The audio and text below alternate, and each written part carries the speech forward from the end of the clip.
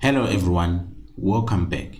So in this section of the course, we are going to look at the historical information for XYZ, specifically the income statement.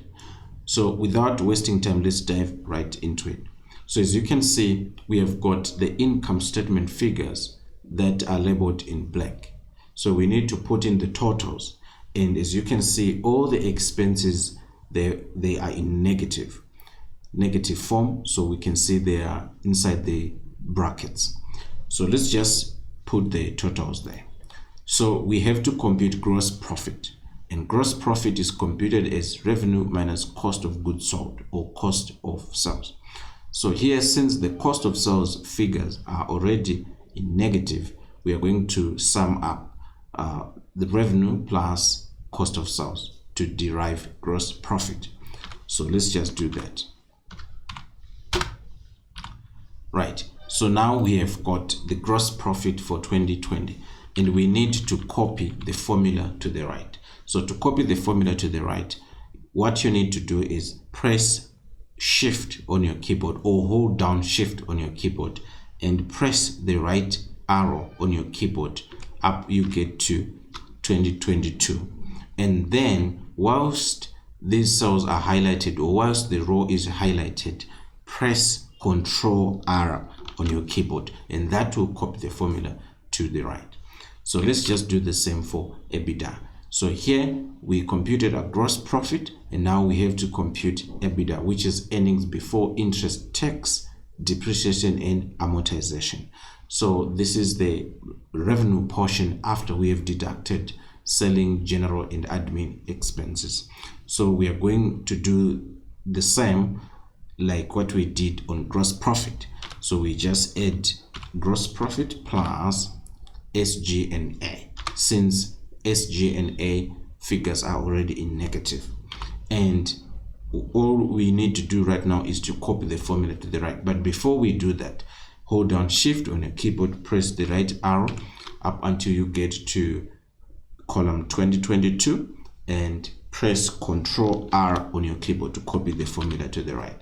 So we are going to do the same for EBIT, which is now earnings before interest and tax. So here, all we need to do is we just need to sum EBITDA plus depreciation, right? So let's just do that. And then we copy the formula to the right. And here we can use auto sum, that is press Alt plus on your keyboard, or let's just disable that because that is going to sum everything up there. So let's just come up here, and then let's use the sum function here, and then let's just sum up the interest income plus interest expenses. So let's just copy the formula to the right, and then we have got earnings before tax, and let's just add that. So here we are going to add EBIT, and then we add that one so that we arrive at EBIT, and here we just add earnings before tax plus income tax expense, and then we copy that to the right. So basically, let's just do a quick rundown. So we've got revenue on top, which analysts like to call top line. So the top line is the gross income that a company earns when it sells goods and services. So we have got cost of sales, and these are costs which are directly associated with the goods that the company has sold. And we've got gross profit, which tells us the portion of revenue that is left after subtracting cost of goods sold. And then we've got selling, general, and admin expenses, and these are indirect expenses which support the operations of the business, and these expenses are not core. The core expenses are cost of sales because these are directly associated with the revenue. And then we have got earnings before interest, tax, depreciation, and amortization. So this is the portion of revenue that the company has earned after subtracting the selling, general, and admin expenses. And then we've got depreciation expense. This is a non-cash expense, and depreciation is the accounting for the aging of assets. So here, after subtracting depreciation from EBITDA, we get earnings before interest and tax. So here, interest income, this is the income that the company earns when, let's say, for example, the company invests in treasury bills or money market investments. So the company may use excess cash to invest in money market instruments and then earn interest income. And then we've got interest expense. This is the cost of borrowing. So XYZ borrows money from financial institutions, from lenders. So at the end of the day, it has to pay interest on that money that it borrows. And net interest expense, this is, we are just netting up. So what we have just done there is interest expense minus interest income, and then we get the net interest expense. And then that brings us to earnings before tax. Right, so basically earnings before tax, we are saying this is the portion of revenue that the company has earned after it is subtracted cost of sales, SG&A, depreciation, after it is paid its lenders, right? But before paying the government. So here we have got income tax expense. This is payment to the government. So here we get to the residual income, which is the portion of revenue that is left after deducting all these other expenses, after paying creditors, after paying employees and other business expenses, after accounting for depreciation, and after paying lenders, and after paying the government. So we get to net income, residual income, or net earnings. So this, we assume that this is net income from continuing operations, right? So that tells us that the business is likely to continue in the foreseeable future. Perfect.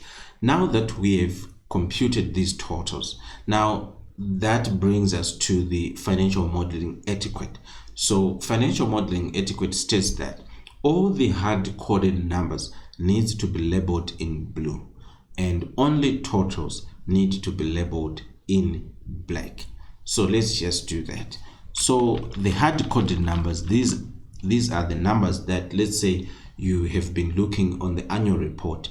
Let's say you are looking at the income statement in the annual report, and then you take those figures from the income statement and then you input them manually in Excel. So those are the hard-coded numbers. So all these ones which are not formulas are hard-coded numbers, and financial modeling etiquette states that we need to label that in blue. So let's just do that. So here what I will do is I will, on this one, let me just even copy that and highlight that. So here I'll press on my keyboard Alt HFC, and then I'll choose this one, or you can press M, and here you can choose your unique blue color. So I've chosen this one, and then I'll press OK. Perfect. And then here, now that I've highlighted that these are hard-coded numbers in blue, I have to press Ctrl C on my keyboard. I'll copy that one because I want to apply the formatting on all the other hard-coded numbers. So whilst that is highlighted, I will have to highlight that, and then I'll press on my keyboard Alt ES, and then I'll press T to copy the format. And whilst that the revenue figure for 2020 is still copied, I will have to press F4 to apply the formula or the formatting to all these other hard-coded numbers. So let me just highlight that and then press F4, and then I'll come here on EBIT and I'll press F, that is depreciation, and here I'll highlight and press F4, and here I'll highlight and press F4. So once I'm done, I'll press escape to disable the copying. Right, so now as you can see, we are able to differentiate now. So all these numbers that are labeled in blue, if you take a look at any financial modeling template, you will understand, or you will know from the onset, that these are hard-coded numbers and only formulas are in black. Perfect. So now that we have done that, let us just apply a top border on this one, on row 13. So just highlight, to highlight, just hold down shift on your keyboard and press the right arrow and press Alt HBP to apply the border.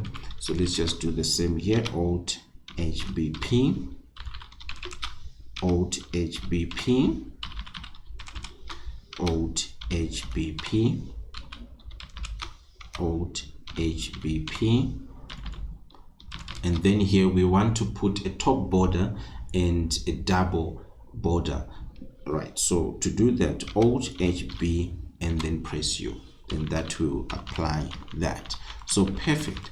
So now what we need to do is you can see right now, it's only us who know that these figures are historical figures from 2020 to 2022. But let's say you have shared this template with your superior and you haven't labeled to tell that these are historical figures, so your superior can't guess. So we have to label these years to highlight that these are historical figures, and then we also have to highlight these ones as forecast figures, right? So to do that, let's just highlight that. So hold on shift on your keyboard and press the right arrow up, you get to 2022, and on your keyboard again press Ctrl+1, and that will open up the format panel or property panel. And when that is displayed on your screen, then choose custom and then choose 0, and then press shift and then choose the open bracket there, and then here press H and then close the quotation marks, and then click OK, and that will tell us that these are historical figures. And let's just do the same here, Ctrl+1, and let's go to custom. So let me just press again and let's go to custom.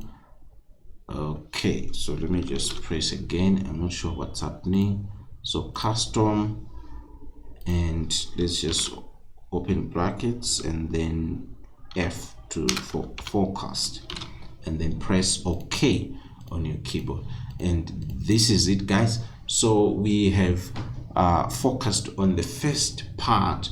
So we looked at the historical information, we computed the gross profit, the formulas, we also changed these hard-coded figures to blue. So this is great. And in the next section, we are going to come up with the income statement assumptions, and then we will also project the income statement. So see you in the next section.